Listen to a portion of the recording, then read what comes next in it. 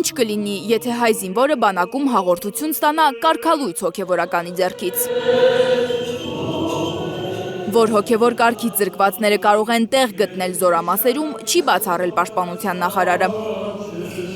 Աշխարհականի պատարակ մատուցելու փորձերը գայթակղություն է համարում եկեղեցին, իսկ գայթակղությունը ըստ Սուրբ Ավետարանի ծանրագույն մեղք է։ Եկեղեցական կանոնների համաձայն, եթե կարգալույց հոգևորականը հաղորդություն է տալիս մարդկանց, դրանով նա եւ այդ հաղորդությունը ստացածները հայհոյում են Սուրբ Հոգուն։ Այսինքն կարգալույց հոգևորականները կարող են ծանրագույն մեղքի մեջ գցել ոչ միայն իրենց, այլև զինվորներին։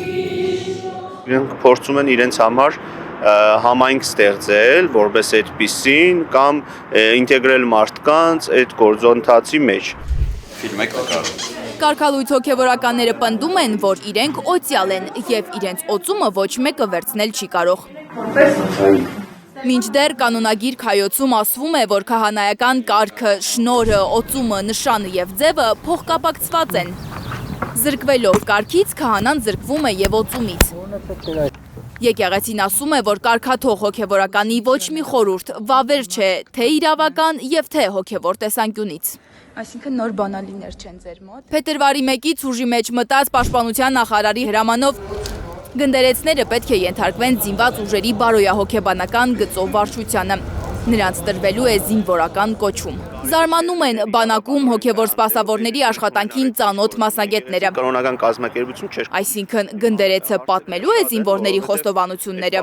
Եթե մենք գործ ունենանք խոստովանական գաղտնիքի հետ, այսինքն զինվորը, մանավանդ ավելի խոցելի տարիքային զինվորը 18-ից 20 տարեկան, օրինակ խոստովանան կանի, բայց այնտեղ էլ ծառայությունով պայմանավորված, ենթակայությունով պայմանավորված, վստահ եմ, որ փորձեր են արվելու,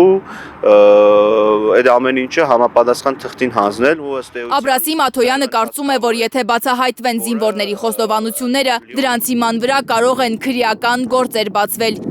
Ինչն էլ կնշանակի, որ բանակում կտրուկ կնվազի հոգևորականի հանդեպ վստահությունը։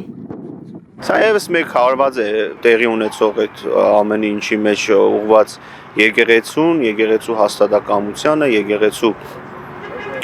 քարոզություն իրականացնելու, ճշմարիտ քարոզություն իրականացնելուն, մեկ նպատակ ունենալով մաքսիմում հեղինակազրկել։ Լանա Համբարձումյան, Աշոտ Մնոյան, Գագիկ Տեր-Ղազարյան, Հայլուր։